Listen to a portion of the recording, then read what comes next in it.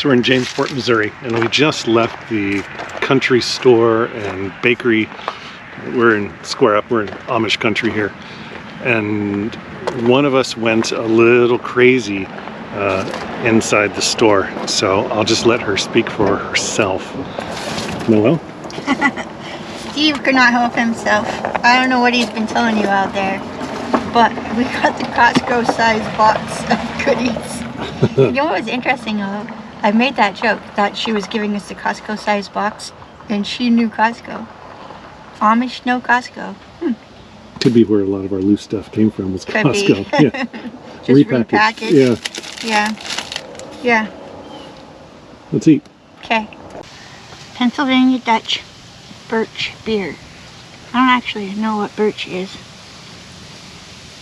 smells like really strong root beer.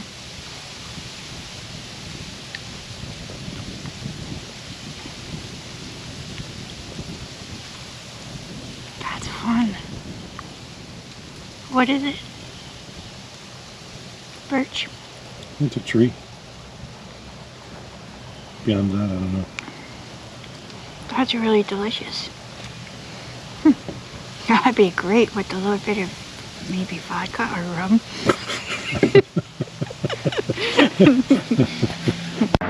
We are at the Glore Psychiatric Museum. Sometimes at our road stops we end up with big oxes. That'd be oxen. Sometimes we end up with a psychiatric hospital museum. It's supposed to be pretty interesting though, so let's go on in. So in this hall we kind of get the idea, like some different things that they were doing for psychiatric treatment through the ages. And then we come to an interesting device here. Interesting. So this was used for patients that were being difficult. So the patient would sit in here, so the legs are hanging off. Got this strap that goes around them, and there's a crank up top, and we've got somebody whipping you around. So they're spinning almost 2 revolutions per second. So they're cooking. So that's, I think it was supposed to help people calm down, but typically the display was telling us, it actually caused blood to go to the brain and people would pass out or black out. Or brain hemorrhage. Or brain hemorrhage. So maybe not such a great idea. Yeah. Here's the tranquilizer chair.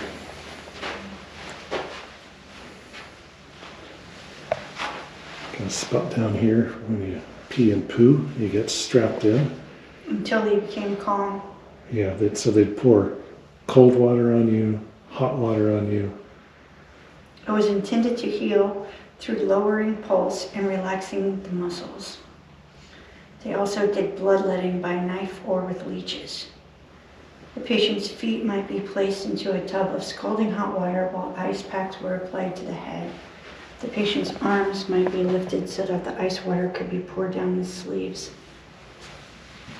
This display is talking about 17th, 18th century. They would step on the mentally ill person or kick the mentally ill person in the attempt to drive out the evil spirits.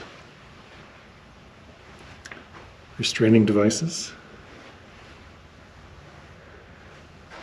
Chained to the wall. We actually saw some of the hooks in here where people were, not the hook, the ring that were attached to the cement here. People were chained to the wall. Bloodletting. And water dousing.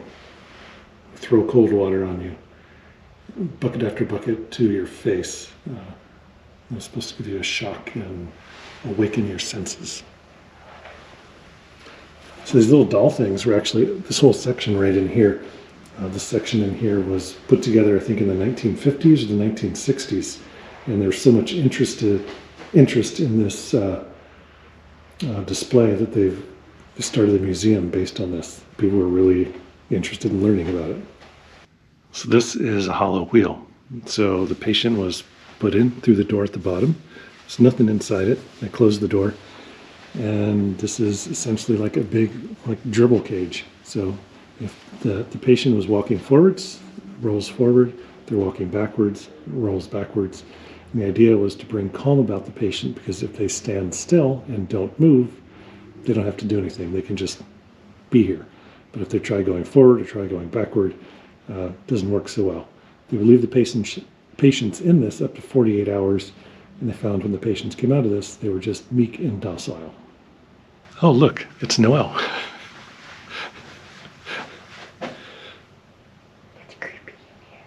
It's very creepy in here. This is called water douching. A douche bath. There we go. So ice cold water. Got a hose. It's spray down and hit the patient in the face with the ice cold water. And this was supposed to help them calm down from a number of ailments. This is a straight up restraint cage. So patient goes in the cage and lid gets shut and locked. This one is the bath of surprise. That's what it's called. Patients sitting up top here, and there, the little trap door drops open. Patient drops into a ice cold tub of water. This was to help them calm down. I think I saw this on a game show. So one of the residents here believed that if he could save over 100,000 empty cigarette packs, that he would get a free wheelchair. So he saved over 110,000, and even after saving 110,000, there was no free wheelchair. This is a psychosurgery section. It's talking about lobotomies. Here's the equipment they would have used for lobotomies. Kind of a history in the United States of people receiving lobotomies. These were fever cabinets. So the fever cabinet, the patient would be put in it, and they had light bulbs surrounding it. They turn on the light bulbs, they crank up the heat. And the idea behind this was that they had found that 10% of the state patients, or patients in the state hospital here, had syphilis, and syphilis caused insanity in its late stages. But by cranking up the temperature on the patient, they actually found that the higher body temperature would break whatever the insanity that was going on. This room is talking about shock therapy, ECT. Started being used somewhere around 1938. Prior to this, they used a different method called insulation chromotherapy. They found that electroconvulsive therapy was cheaper, less staff, and quicker to apply. So this is a bathtub, I guess, that was used for hydrotherapy. So the hydrotherapy was used to calm agitated patients. Got like a little cover that goes on here. The cover keeps the heat in. It's the thermometers up here, how they monitor the temperature. And this was thought to help people calm down. Next to it is the wet sheet or the cold pack bed. This wasn't done to be mean. This was just done as a way to try to help calm people down. This section is camisoles. So I don't know the difference really between what a camisole and a straitjacket, but in my mind, these just look like straitjackets. Your arms get tied in front of you or strapped around behind you and locked up. Look at the back here, just tied down. Different kind of restraints next door here, getting tied down to a rocking chair. Here's a display. They locked up the wrists, and over the wrists went this little protecting thing over your hands. And here's a picture of someone who's actually wearing that exact device. This one's a little crazy to me. I didn't know that they're actually pulling teeth in the hospitals. Their thinking was that infection in the mouth, sometimes the colon, was the cause of insanity. So they would actually bring patients in here and pull all their teeth out. Now this is the room that's talking about the EEG. EEG records brain electrical activity, also known as brainwaves, through the wires that are connected to the scalp. First human EEG 1924. In 1953, research identified REM sleep through the use of EEG. We are finished with our tour of the Glore Psychiatric Museum. I didn't really care for it. I think it's pretty, it was pretty grim in there. And I don't even know if the building we were in was, well, it wasn't like the original building. It was a newer one. But rooms in it were still used into the late 90s. I didn't like the smell in there. It hurt my stomach a lot. It made me very uncomfortable. Yeah, it was just a different kind of thing. We just saw a tunnel. One of the groundskeepers let us go into a different building, and there's a tunnel. He said there's actually like 30 tunnels in the whole complex that connect to different buildings. And so in the particular one he let us go in was painted murals on each side of it. So behind me is part of the original building of the insane asylum. But now you can see all that barbed wire. It's a prison of some kind. I could see some guys down there running on a track. So nice that they get to get outside on a sunny day. But overall, I think the museum's intent is to raise awareness of mental illness and how we've treated it as humans, how we've treated it over the centuries. And it does a good job of that, but it just creeped me out.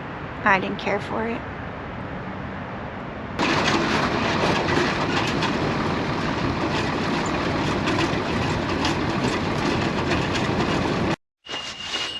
We are at the Mount Hope Cemetery in Hiawatha, Kansas.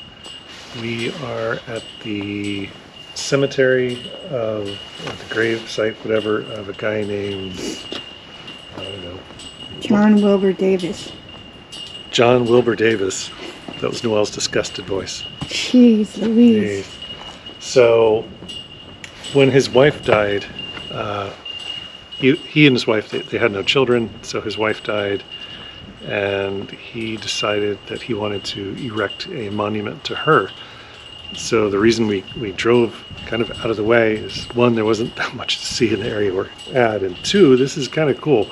He spent a lot of expense building this monument. So it is a series of marble and granite statues that he had carved, and then a structure that he had put together to honor his wife and, I don't know, honor himself as well. Honor his marriage, I think. Yeah. So here, we'll start here on this side with this first set of statues. So the first thing that he had erected was this top of the monument. So about 52 tons of granite, and then on the inside about a ton and a half of granite that actually goes over he and Sarah's graves.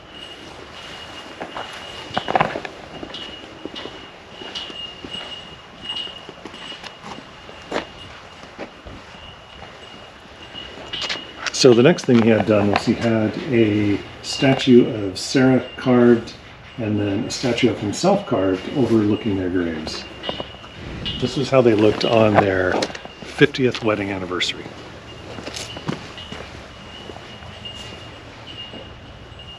Well, he liked those statues so much of what they looked like on their 50th wedding anniversary that he then commissioned to have 2 more statues done, the statues next to them, and that's how they looked on their 10th wedding anniversary.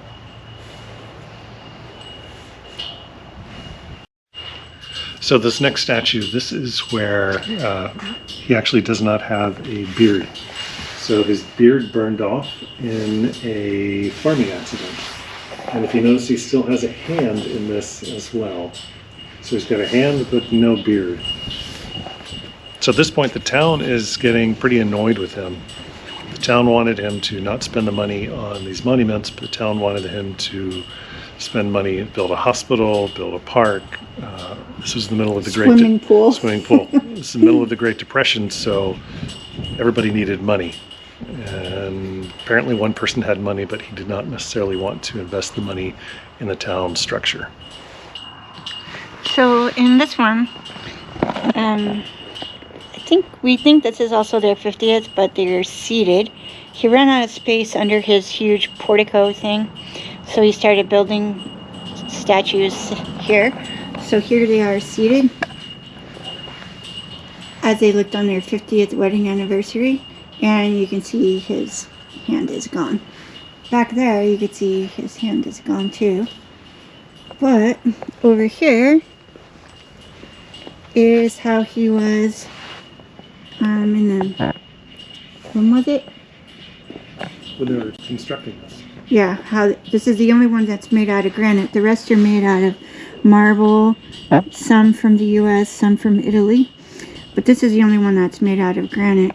And Mr. Davis wanted to have himself as it looked when they were building the monument, and a vacant chair for his wife Sarah. For me, I think it's quite a testament to a couple of things. Stubborn old man's will, and testament to his love for Sarah and their marriage. So it's kind of cool. So side profile here shows us Sarah looking down at her husband's grave, and then he is looking down at her grave. And this is how they would have looked at the time of her death, I guess. He was decapitated by some vandals somewhere in 1990. Local townsfolk aren't real sure, what happened to his head. They did find some teenagers at a Pizza Hut, and they said the head had been thrown into a lake. Actually, they said throwed. Yeah. So the local preservation society said they can't replace the head unless they replace it with the original head. So I guess if someone wants to find it in the lake and fish it out, there is still a $10,000 reward for that. Apparently Mr. Davis didn't really like people all that well. Kind of like me. He didn't talk a whole lot. And only about 10 people came to his own funeral. But on Sundays, he liked to sit maybe at the gazebo there, I'm not sure.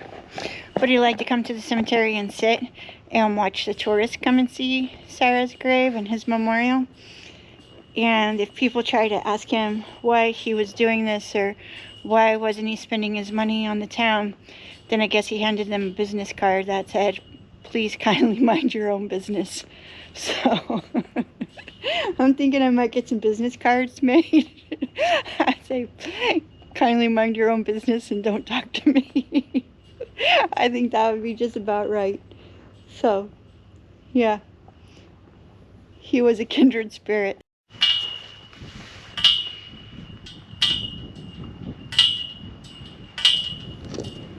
So this was our quick little tour of the Mount Hope Davis burial site. A little quirky, a little different. But right up our alley. Right up our alley. I don't know that I'm going to build something like this for Noelle and I when we die. But if you guys want to build something like this for us, then go ahead. Yeah. We'll just keep bumping down the road.